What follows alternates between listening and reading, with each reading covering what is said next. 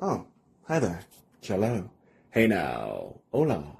And ba weep grana weep ninny bong. However you want to say it. Welcome to That Kev1n Show.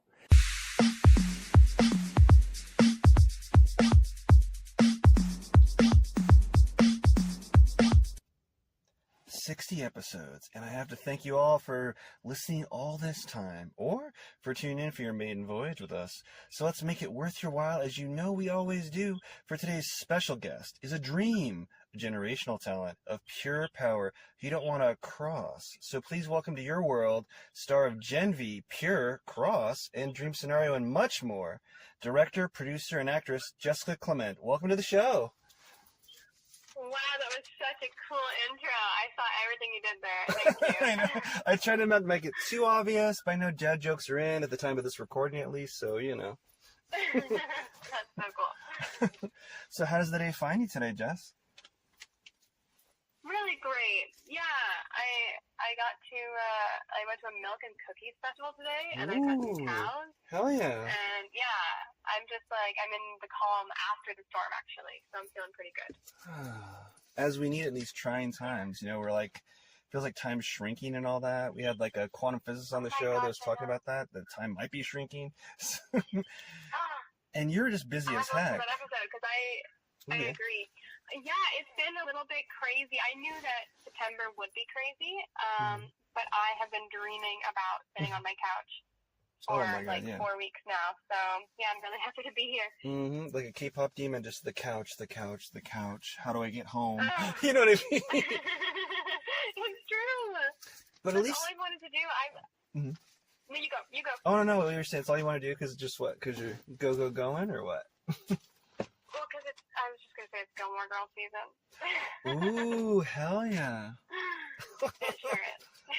So what does that entail for you? You watch a bunch of it in pajamas, or do you have friends over, or do you just like drink what they drink in the cafe? It's absolutely, yeah. I go to my local cafe because I basically live in Stars Hollow. And my fiance actually works at like the local cafe. Ooh. Yeah, I'm basically marrying Luke from Gilmore Girls, but less grumpy.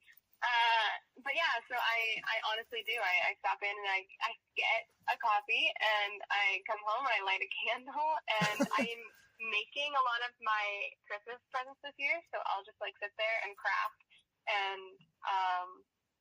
watch, and then it's the best. It's the best ever, and so I look forward to. It's like my goal at the end of every day is to end up in that spot. That's so awesome. Oh my god! And you're creating your own gifts. On like 60. I know, right? That's the way to go. It kind of makes you I don't know, more real, in my humble opinion, being a Portlander and all that, you know. I love that. And you're making all that stuff from your heart and everything. So come on. It means so much more. We're a family that like we if we want something really badly, we kind of just go get it. And so I can't buy my family something like that.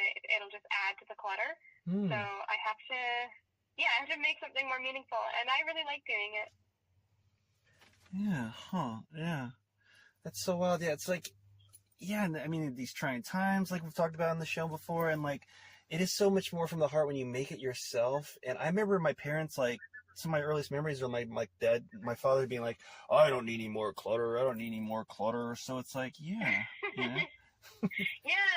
My dad has everything that he needs, and he's also like a tech guy, and I'm not a tech guy, so I don't know at all what I would get for him. So, yeah, every time it's kind of just like, he's already next level, so it's like, yeah. He's next level, yeah. I'm not about to buy him something he'll just make himself. So I try to make something that, you know, can represent like a nice memory that we made in the past year. That's been like my thing for the past couple of years, and I really like it. Yeah, it's fun. Oh, he's more tech savvy, so it's more like you're the boomer, even though he's the dad. So it's kind of cute. Yeah, absolutely. But I'm still absolutely team Apple, and he's not. Oh, is he Android or? Whoa, interesting. Yeah, he's like super anti-Apple, and I I disagree with him wholeheartedly on that. I love that I can airdrop to any device ever. Okay. Yeah. And he doesn't understand it, so there. Yeah, that's fast. I've never dug into that on the show. So before we dig into the Gen V and all that, yeah, so okay, you're Team Apple, he's Team Android. Yeah, I mean, It is funny. I've had the argument where it's like, it doesn't matter. But then there's so many times, like, say you have a new friend and like you have different emojis or like you get like a little green dot if you're on one side or the other. Yeah. Like, well, no, you didn't get my gift, or you know what I mean? It's like, yeah, so it's like a different language. I'm texting somebody and it goes green. Yeah. I'm like, I need to know more about you. Mm-hmm. You're like, Oh my gosh. I mean, the one argument I had against Apple that was a pretty big one. I was like, oh, okay, there's so many people that I've seen with like the cracked screens, and I used to see them so many. I'm like, was that just an in thing? Like, no, it's because it's so expensive to get your Apple replaced. For some people, it's like, okay, so. And I'm sitting here with my iPhone cracked with screen? absolutely no case. Oh, look at you! Oh, and not damaged though yet, huh?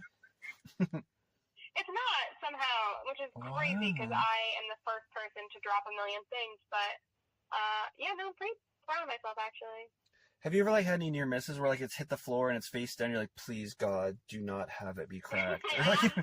Yeah, you're praying to whatever powers that be. You're like, okay, please, I'll be good. I'll do this. I'll memorize my lines tonight. I'll do this. Yeah. Pray to Homeland or whatever. Yeah. But speaking of which, you first blew up to my cruise radar, where they never forgot you from as your role as Harper on Gen V. But you've been like killing in the game, like in front and behind the camera for some time. You know, directing your own films, such as the critically acclaimed Bloody Bobby, and starring in The Intense Pure. I mean, since you've been on all sides of the dice, like, what is it about filmmaking that gets you like really going the most? Would you say? Honestly, I am 100% an actor. So I've directed and written and produced solely because I have a huge passion for acting, and I run an acting studio in the town that I live in. And so a lot of the students of the studio need demo footage, and so I have made these films so that they can have demo footage, and then I put them on IMDb so that they have something to show for it, so that they can get rep, because I'm just passionate about acting and other actors. And so I've had a couple of people ask me about, like, you know, if I want to be a director, because I've done some of that, and my answer is I don't. I actually find it so terrifying to direct and to write. It's definitely not my forte, and there are people that are amazing at it, but I am an actor, and that's all I want to be. But I have such a passion for it that, I had to make those films happen. Yeah. And that was the only way to do it. No, totally. Wow, I totally, a billion% agree with that wholeheartedly. In fact, if you go to my Instagram, little behind the scenes of Soulwise, it says like filmmaker, Scottish Kato Guido, or whatever, something like to that effect.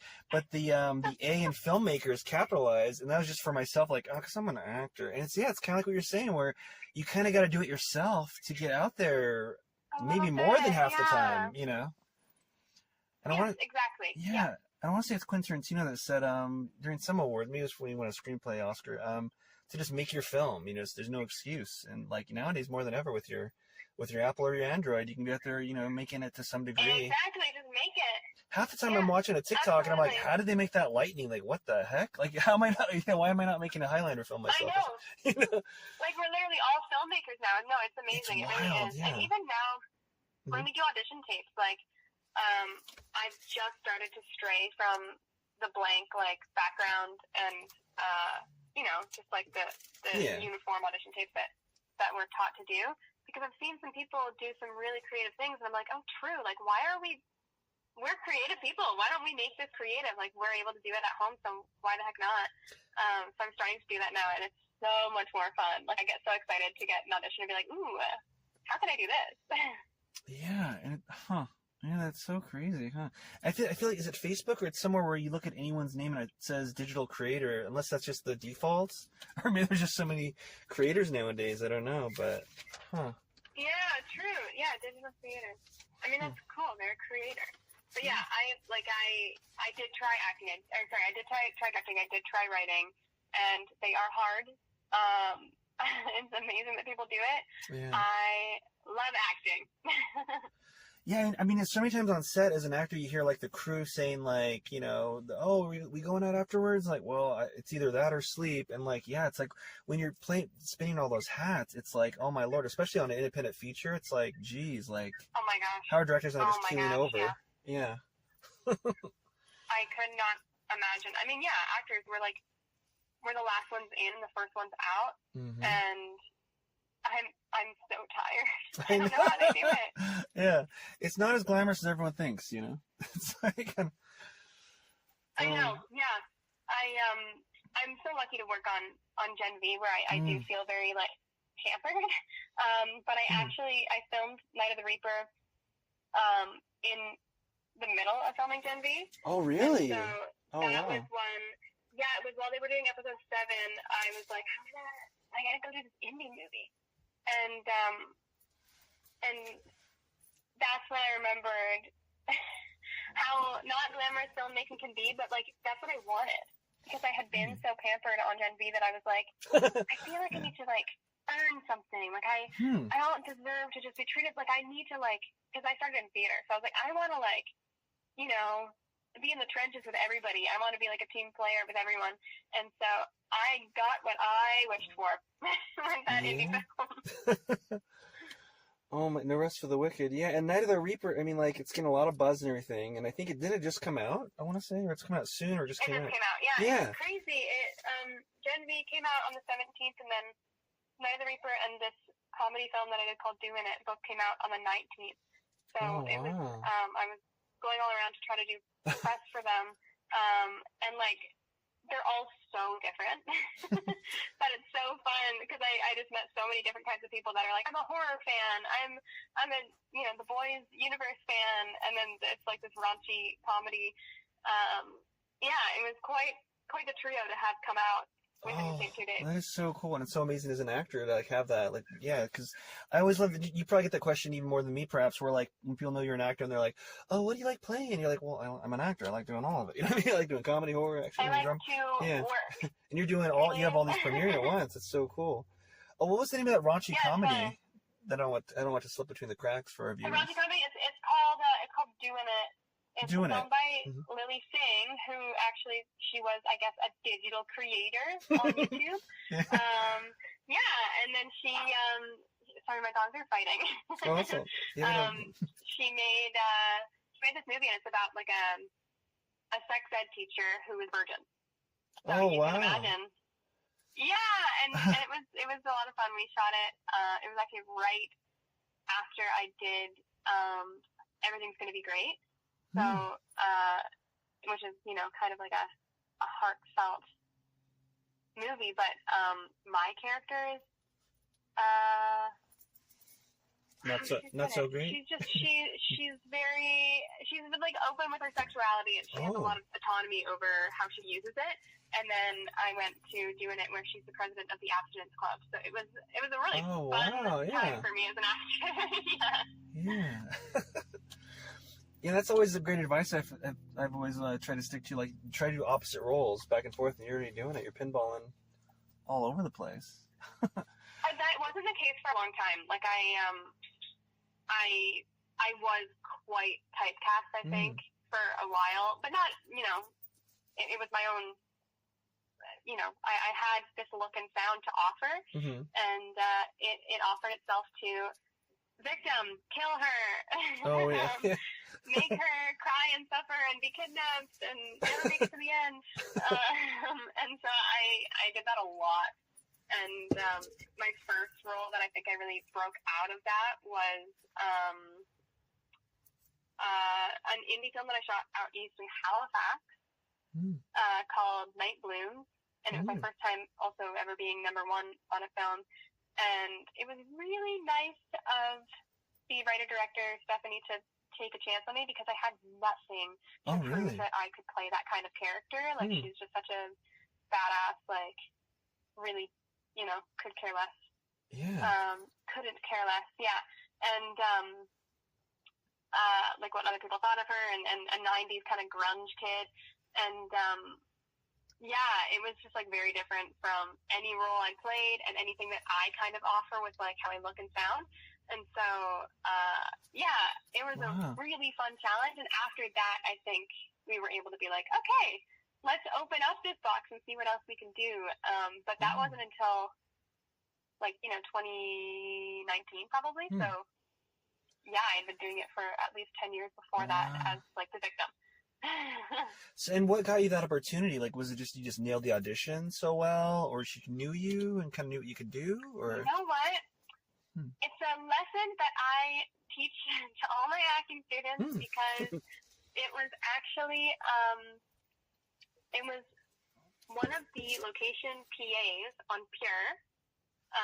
His name was Christian, and we just like got along super well. And it was my first time being a big reg, and I was just in the best mood all the time. And so he was actually the head of locations when they were scouting for Night Blooms, and he was the one that was like, have you thought about Jess for this? And so, yeah, they kind of had my name in their head, and so I think that they watched my audition a little extra carefully, and we had a meeting just because she was like, I've only ever seen you do this innocent thing, like, how do I know you can do this? And I was like, yeah, so like, let's do some of the crazier scenes where I can really prove to you that I can do that. But yeah, it was locations PA because we talk about, making sure that you treat every single person on set with kindness. A, because they're working super hard. Trust me, a lot harder than you are. And B, you never know where they're going to end up. And I think that was like a huge lesson right there that, it was the locations PA from Pure that really helped give me that role. That's one of the things I love so much about this industry as well. It's just like, if anyone's really a problem or, that shouldn't be in this, they kind of like get strained out. You know what I mean? It's kind of like, the kindness kind of keeps pushing forward. Like, I think isn't it James Gunn? I think he has some kind of term. It might be called the asshole test or something like that, where he doesn't work with assholes type thing. Yeah, that sounds about right. Yeah. So it's just so cool. I love that about and it's such it has to be, or it should be, a nurturing light to this art. You know what I mean? To actually make something. Totally. It's almost miraculous. Yeah, I think like, so many spinning plates. I mean, even like the most big budget things I've worked on, sometimes have the most like kind of, for lack of a better term, ghetto kind of like strain and struggle, and you know what I mean, and to make practical effects and to make things happen. So it's like wow. So yeah. Yeah. I mean, I've been so lucky to have worked with like really, really good examples of how an actor can help, just the vibe on set and everybody get the job done and just be like a good part of the puzzle. Yeah, man. Oh, and speaking of dream roles, playing Nicolas Cage's daughter in Dream Scenario had to be an experience. I mean, it's A24 really hasn't missed. Yeah. A24, yeah. Oh my God, it was amazing. I mean, if I could really like curate my career, it would just be doing stuff with them over and over again. It was the best. It was really, really cool. Like we did some family bonding days before we actually filmed, which what did that entail? Like kind of having your own kind of dinners together, kind of like in the movie, or what? Like we did, we went to some of us went to an apple orchard where I'm actually getting married. So it's a very special apple orchard. And then, like picked some apples and, showed everybody like the real Canadian fall experience. And then we had a games master come in and we played a bunch of games as a family. And we ordered some lunch or dinner and, we played like Mario Kart, and it was just a blast. And I remember I would always be teamed up with Nick. It would be Sophie and Julianne, and then Nick and I. And I remember there was one moment where we were playing Tiny Hands, and the objective of this one was to like throw a ball into a cup that's on your partner's head.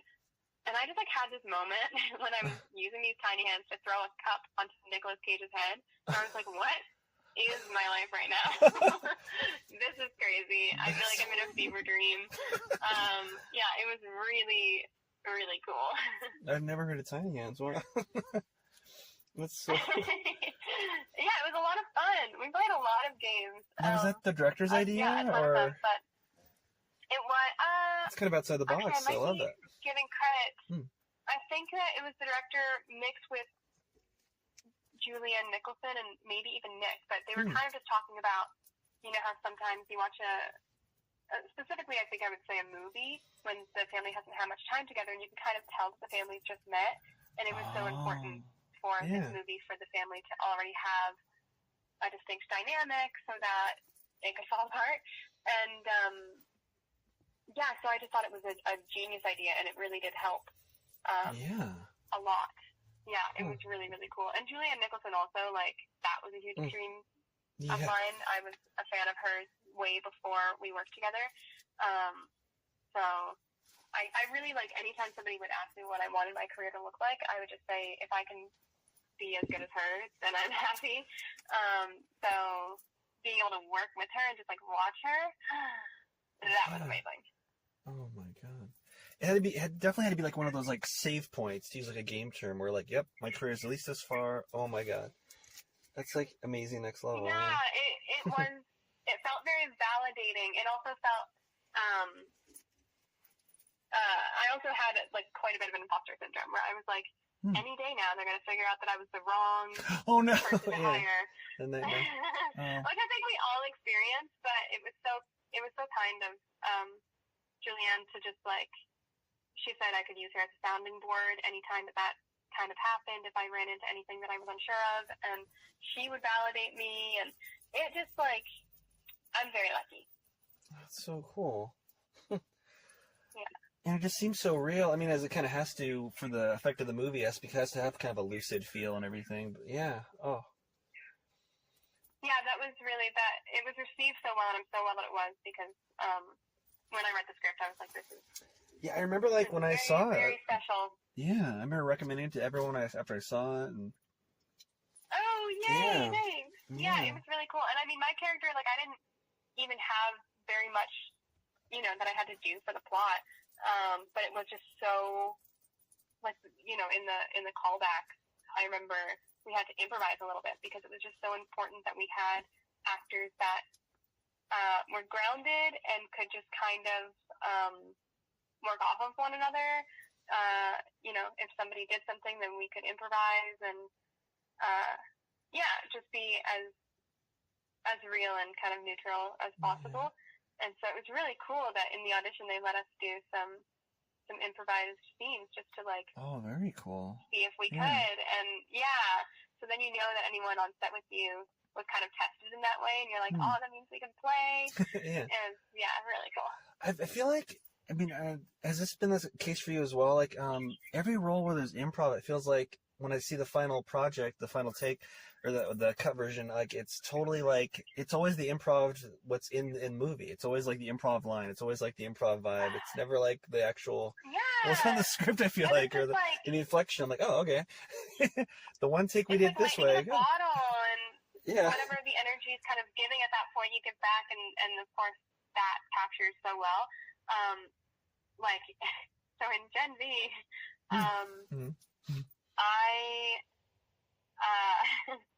we had bong class.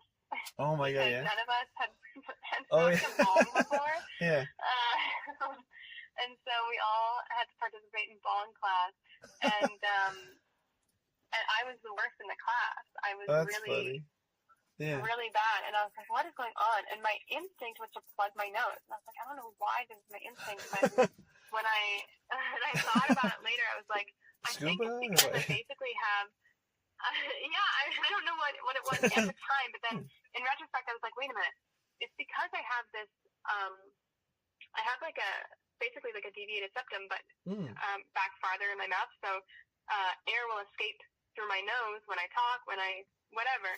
So when I'm breathing in, I can't just breathe in through my mouth. It also goes through my nose. So I was reaching maximum lung capacity before I even got any smoke. And so that's why I would want to plug my nose, because then I would plug my nose and I was able to do it. I was able to pull it, so percolate and do what it needs to do with the ball. And so I did that, and then I passed bond class, but I got a call from the producer being like, come back, what is this looks What I crazy. hear about you having to plug your nose? Like, what? And so I told him, and he was like, no, I mean, I think it's brilliant. I think that we're going to write a line for it.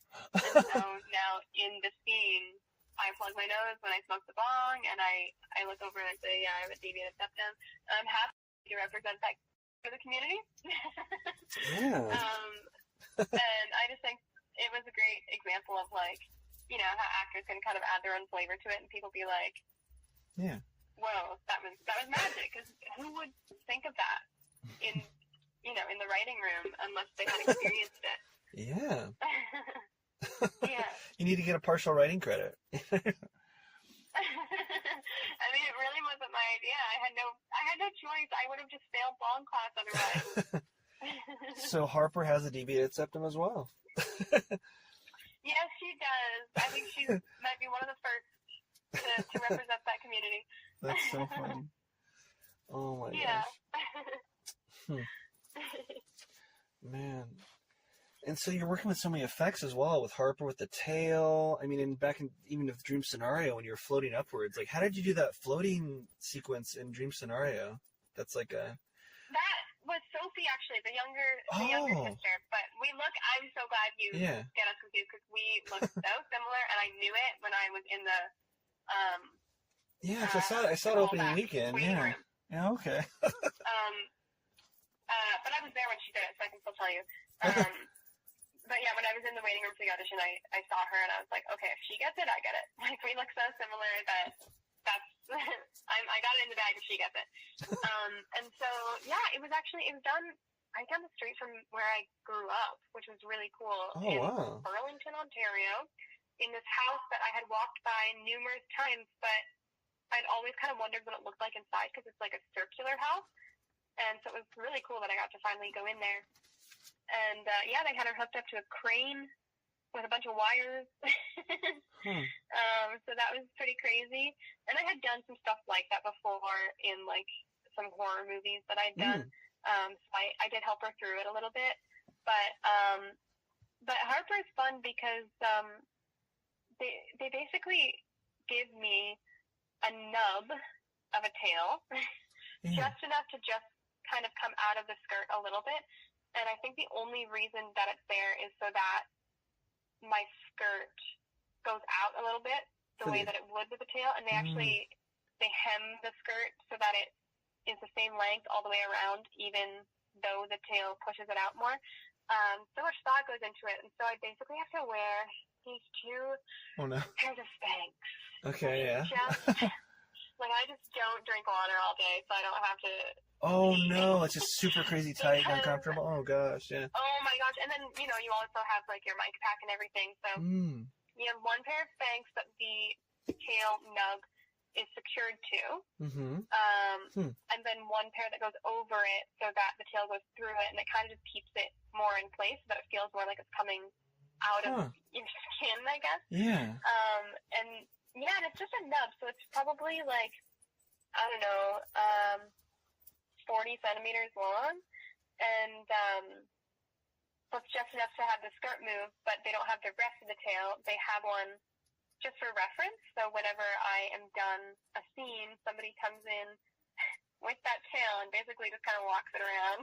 So this is what it looks like, they guys. See how it moves. Yeah. Oh, okay. In that space, and then they use balls and charts to, I don't know what it's for, but they just call balls and charts every time.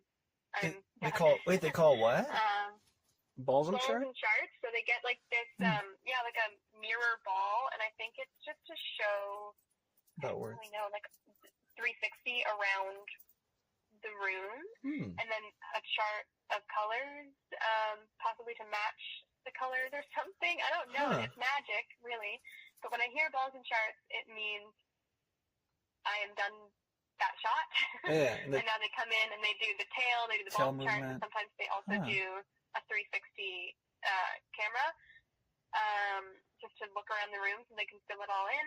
And then I also go into like a VFX truck, and it's like one of those, rooms with a bunch of cameras all around. like hundreds of cameras, and then you just stand there, and it takes a picture in a bunch of different facial expressions and stuff.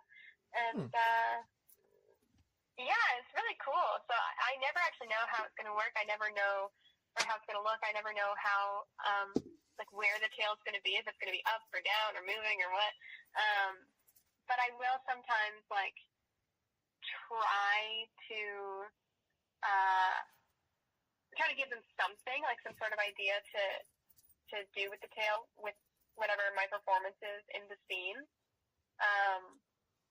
You know, just if I say the tail's a pain in the ass and I look back a little bit, but I hope that they put the tail where I'm looking. Yeah.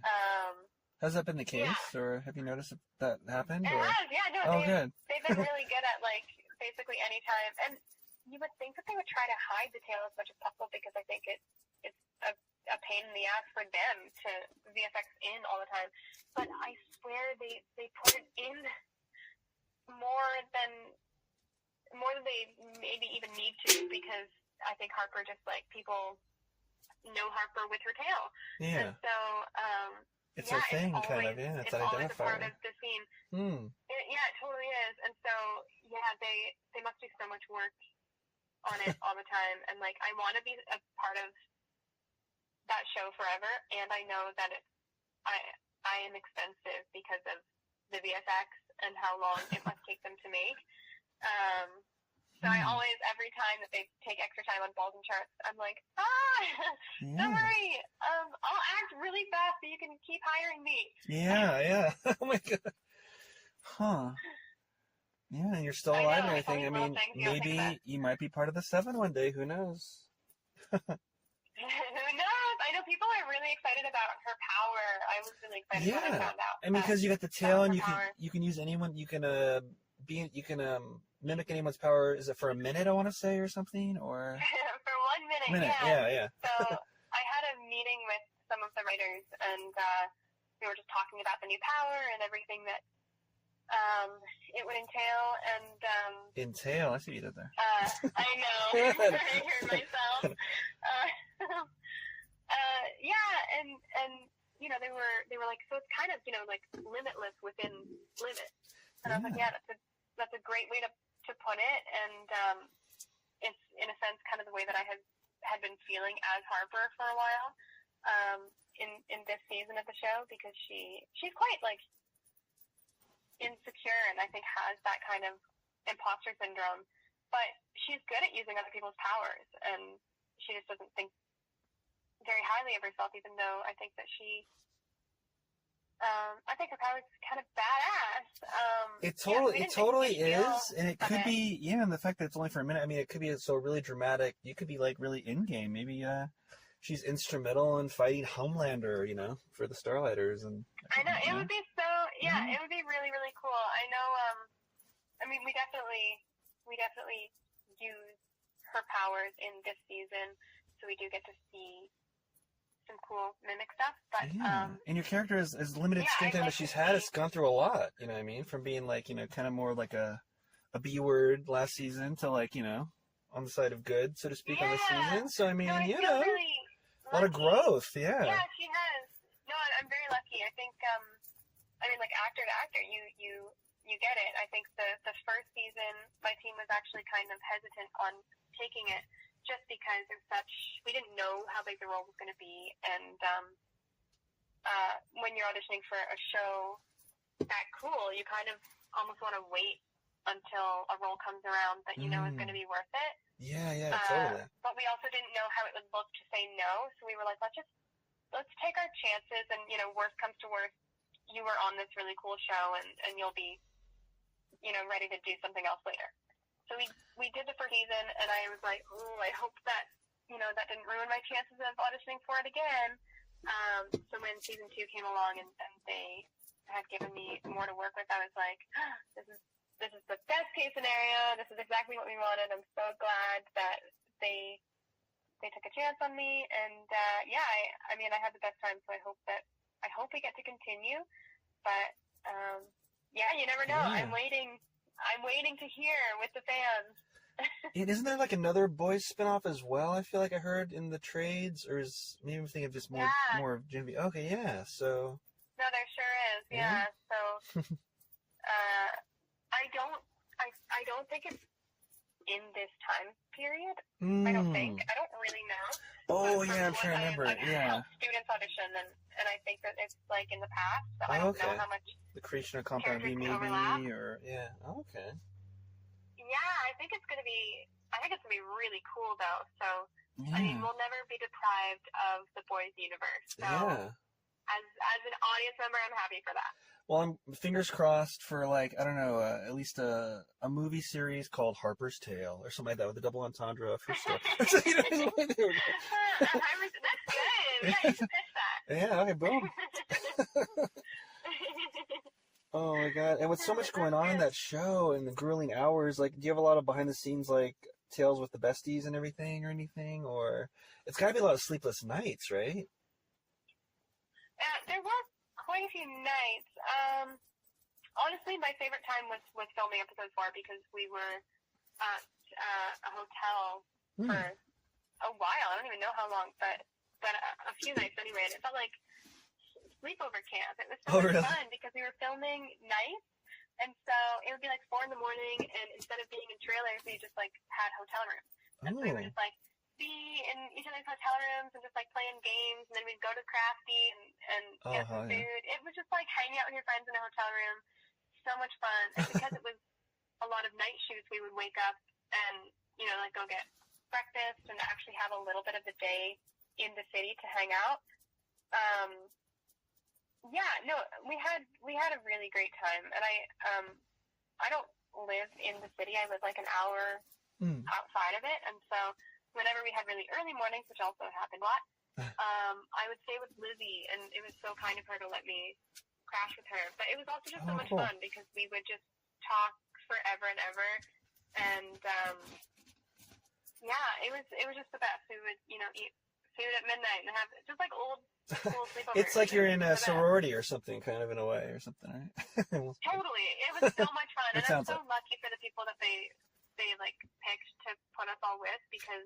Oh yeah, I feel like most of your scenes are with Lizzie Broadway, right? Maybe, if not, maybe. Yeah. Coincidentally, Lizzie's like antagonist and protagonist and ally. Yeah, that's right. Yeah, exactly. My character kind of like leans on her to even exist. So but I'm just so grateful that it's her, and I mean everybody on the show is amazing. But yeah, they're all amazing. So many new Georgie, people. I got so lucky. Oh yeah. Yeah. I discovered her on the show. I got really lucky with Yeah. Yeah. We actually became friends on that show, and now, like, you know, we've worked together again since then, and we have stayed really good friends because she's also in the city. Cool. And Maya, like, just all of us. I'm just so lucky that they've introduced us to each other because we're all really close in real life. That's so cool. Yeah. Oh. Yeah. And so they filmed the whole series in Canada, eh? Or... Canada, eh? Yeah, that was unintentional, unless subconsciously, perhaps. But yeah. We have our very own Pinewood Studios here. Wow. Yeah, it's new, and we filmed. I was gonna say Cross, but that's not right. Is it? I don't know if Cross is there, but we filmed Gen V season 2 there, and then I also just wrapped on a spinoff of Reacher, which is called Neely, so it's about the character Neely. And we filmed that at Pinewood as well. And, you know, like Frankenstein was there, and all the Star Trek shows are there, and it's poppin'. It's really cool. Huh. Yeah, let's go, Toronto. Oh, yeah.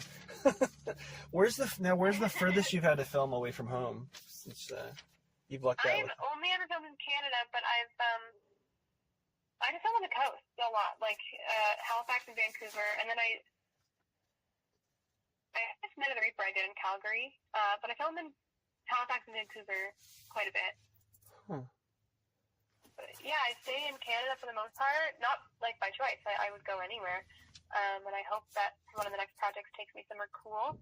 But I also am not mad at it because I'm a really terrible flyer. So, like, I'm so okay to film close to home forever. Terrible flight. Yeah, like, you just feel nervous when the engine. Ativan. So when the engine's like roaring up on the plane, about to start off, you start getting nervous, Oh or my just God, the whole time, everything. There's the whole time. Yeah, I'm so aware that we're not going to crash, but turbulence, like just anticipating the turbulence, it's the worst thing in the whole wide world. And people are like, what's the worst that could happen? You're going to crash? I'm like, no, this right now, these bumps, this is the worst that could happen. You hate that? I'm uncomfortable for a little bit of time. Yeah. Yeah. It is wild. So. It is really wild. Yeah, like, I don't have, like, a fear of flying, but I do experience, and I haven't flown since they've had that rash of, like, scares. Like, I remember even above my hometown of Portland, like, a panel came off and, like, the engine parts, and I'm like, whoa, what is happening? Like, you know? Yeah. I haven't had any flights since then, but I was like, oh, my Lord. Next after flight to LA, I'm like, oh, no. You know, it's like... I know, it's scary. Well, listen, I take Ativan and it helps me a lot. Oh, yeah. Lizzie was a part of a flight that... I don't know what happened. The door came off or something. And I won't ask her about it. I'm too scared to ask her about it. Yeah, you don't want to... Ignorance is bliss in a way, but yeah. Yeah, absolutely. No, and then your mind starts racing. You're like, how are we even flying? Like, how did they discover flying the Wright brothers? And how... you know what I mean? No, absolutely not. I'm just in a car. Yeah. I can't think about it. If I do, you don't want me on that flight anymore. I'll freak out. So, I'm really happy to film close to home. Or film far away, like, if you got a long time. So I only have to fly, if you're there. Back one time. Yeah, exactly. But no, I love filming. I mean, I'm in a little place called Hamilton, Ontario, and they actually film quite a bit here. I know Guillermo del Toro really likes to film here, which I think tells you a little bit about, like, the scenery here. It's we call it Steel Town. But they film a lot here, and I filmed quite a bit here. So I feel really happy when I get to kind of live in an up and coming hub. Would you ever live in Hollywood? Would you ever live in New York, or only if you had to for a series, or is it almost absolutely not? I would go wherever I have to go. I really do believe that, like, home is a feeling, and so as long as I have my fiance, my dogs, and Gilmore Girls, then I will be just fine, kind of going wherever. And it's all about, I think, the people that you surround yourself with. So, you know, when I was in LA for the Gen V screening, I knew my people, and I stuck with my people, and then I actually ended up bumping into friends when we were at a bar, and I was like, this is crazy. This is okay, a little slice of home then, you know. I'm getting more acquainted with LA, and so I'm always ready to go wherever I have to go as long as I have my home with me. That's so cool. And so having this, like, tight circle and everything, when you are creating a role and memorizing lines and all that, and, you know, becoming, like, a character at first, like, do you have to, like, are you the type of creator and actor that has to, like, be away from people, or can you be around your fiance and friends and all that, or do you have, like, a really supportive circle that's, like, also down with how your brain works, you know, and you have to focus? Yeah, and that's a cool question. I have crippling ADHD, so I love like a body double, and I am an extrovert, and I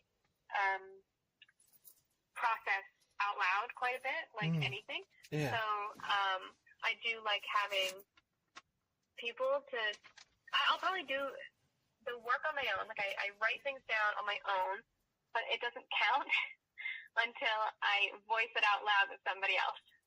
So I do write everything down, and I, like, journal and stuff like that, but then I go on a walk with a friend or a fiance, my fiance, and and I'll just, you know, kind of voice all of it and see if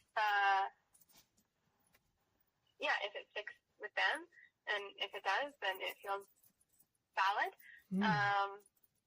That's kind of how I've been doing it. But I love having people around. I know some people that kind of want to lock themselves in a room to do it, and I think that's really cool too. But That's not how I do it. I have to bug other people. Oh, okay. And are you more method, or are you just like you turn it on when you're on set? No. Okay. No, I can't do the method thing. No. I really like to step back and look at acting and be like, okay, we are a bunch of adults like playing make believe and you know, trying to build something that other people can watch to like feel a connection or feel something. And we take it so seriously sometimes. And so I like to step back and be like, okay, this is what we're making. This is the goal. This is how we want to make people feel. This is the story we're trying to tell. How can I do that and also help everybody else do their job so that we are successful? So I have some of a hard time when I watch method actors and I'm like, you are pulling something amazing out, but at what cost? Like, your therapist is going to need so much money from you soon.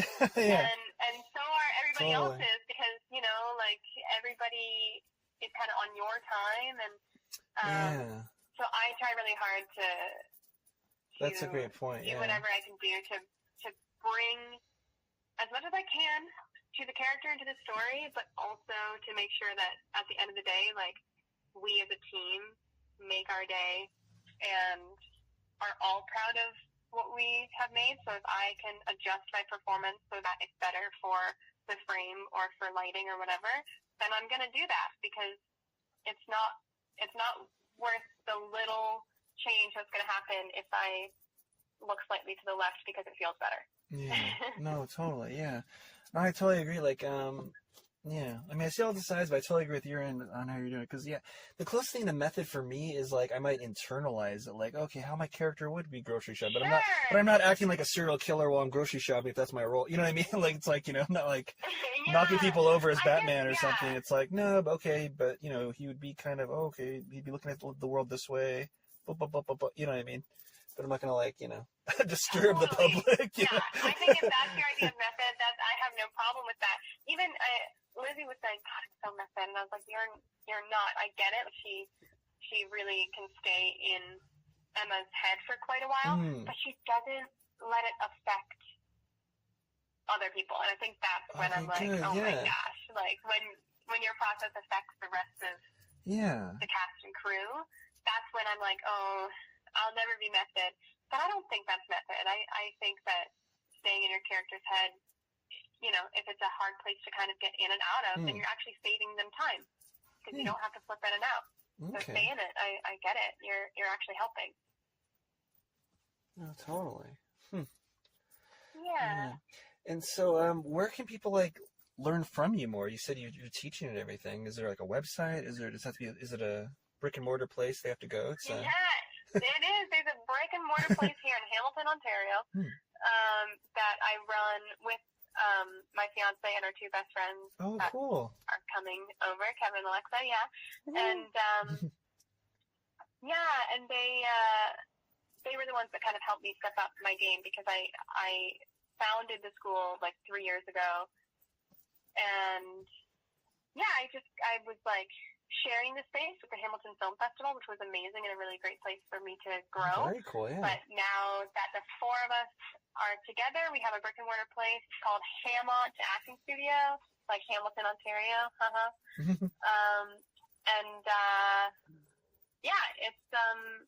It's been a blast. We've only been open at like the brick and mortar place since May, and so far so good. We're doing solo classes right now. They're all full, and it's just like, it's really fulfilling, because as you know, as an actor, like, it's full of high highs and low lows, and not much civility and like in between moments.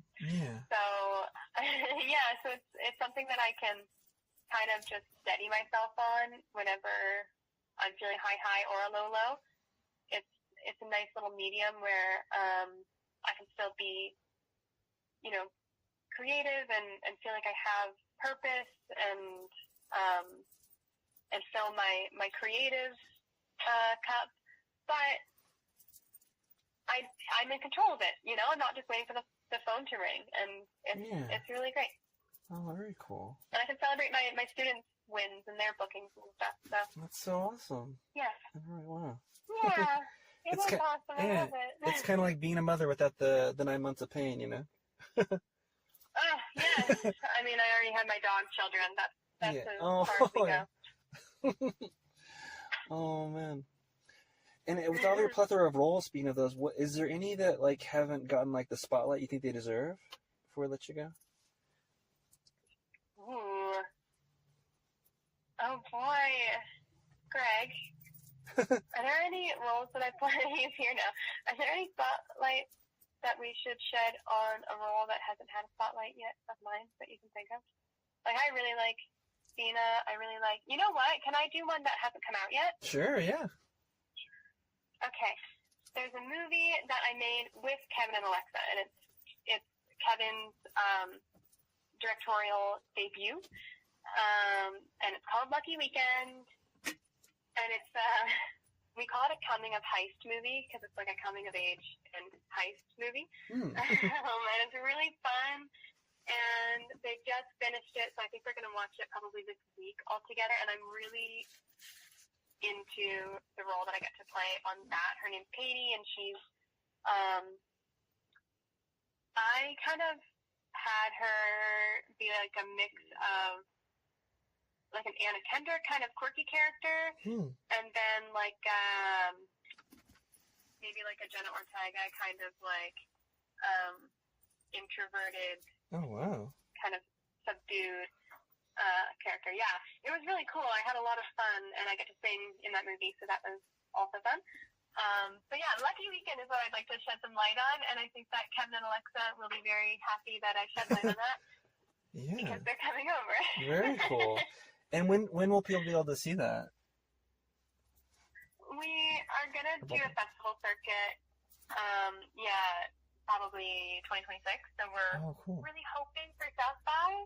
But I guess we will see. Yeah, but Lucky Weekend, it'll definitely be, in 2026. Something to look forward to. Hell yeah! Sounds awesome. Yeah. Yeah, it's really cool. Yeah, it's with so it's Kevin and Alexa. So Yellow Jackets fans will be happy. Myself, so Gen V fans hopefully will be happy.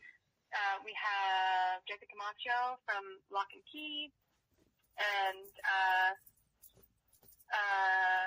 why am I forgetting his name? John Daniel, thank you. John Daniel, who's in the new Wayward with like Toni Collette and Mae Martin, and it's amazing. And we all got together and had a really great time. That's so cool. Nice. Oh. Well, Jessica, we've taken enough of your time today, I'm sure. Thanks so much for letting us into your process. And you know what? Yeah. They're late to dinner, so that is A-okay. Hell yeah. I know, look at us go. Hell yeah. Good. I'll finish decorating for them, and I had such a great time. Thank you. Oh yeah, anytime. Thanks for elevating like so many things. You're like literally like a stamp of quality. Like when I see you on a project, like okay, boom, it's already something I'm interested in. Gen V, I'm a superhero geek. Or I'm watching this A24 film with Nicolas Cage, Dream Center. I'm like, oh, boom. It's like, yeah, you just kind of know. Oh, you're the best. That means a lot. I hope I continue to do that. Yeah, I'm sure you will. Yeah, I can only hope to one day see you on set. Amen. Well, let's make it happen. Yeah, for sure, man. Yeah, we'll do it in Portland. Yeah. Plenty of projects here for sure. Sweet. Oh, thanks again. And have fun tonight. Thank you very much. I will. Thanks, Kevin. Yeah, stay in touch. Thanks for all that you create tonight. And that was the unstoppable wonderkind Jessica Clement. You can't miss her, but don't miss her, with all new episodes of Gen V premiering weekly on Amazon Prime. This episode of That Kev1n Show is dedicated to Robert Redford. Well, friends, the theater lights have come back on overhead. Please clean up the candy wrappers you snuck in and traverse safely. See you next week, or superfans online at patreon.com/thatkev1 show. Good night.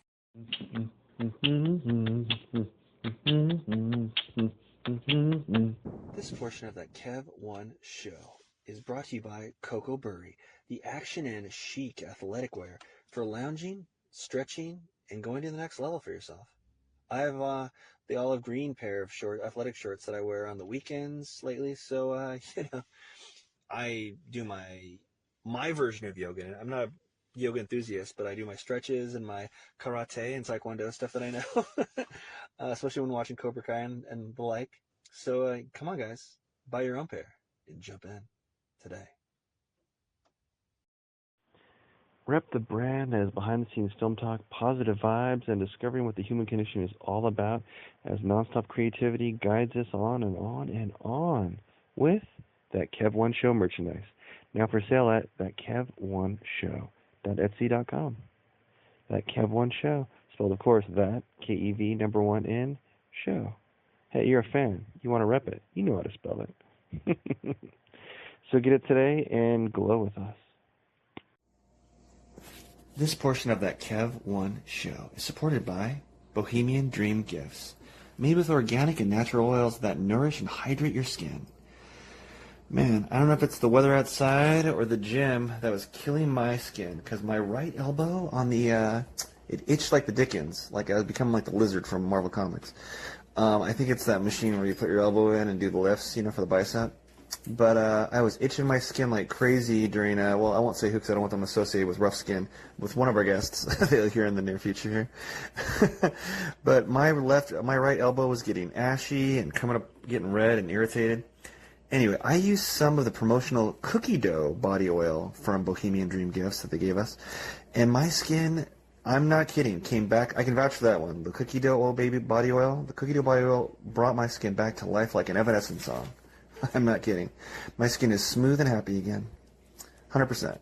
You can buy cookie dough oil on Etsy at the Bohemian Dream Gifts shop. Check out their other stuff as well, but that's one that I swear by now. And as soon as my promotional one runs out, I'm going to order some myself.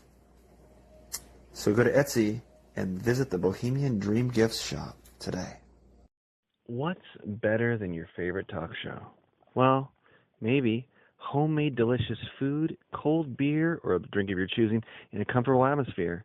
Well, look no further than the Boulevard Tap House for the world-famous fish and chips, seafood, all-around delicious menu with pizza, all kinds of food, wings, steak bites, anything you can imagine when you want to watch the big game or catch some live jazz if you pick the right night. Open 7 days a week. Go to boulevardtaphouse.com right now. I like to go to their Terwilliger Curve location. That's the home location for their not only their fish and chips, and they knew that they always used to give me Caesar chicken salad and wine. They kind of made jokes and made fun of me of that. My favorite food there now might just be the brand new Mark Kev1n. That's a margarita pizza named after me. Don't know if they did it because I'm Italian or what, but I had it, and it is delicious and, dare I say, nutritious. Anyway, friends, go on in, have a great time. When you're there, you truly are family. No cap. Enjoy the Boulevard Tap House today.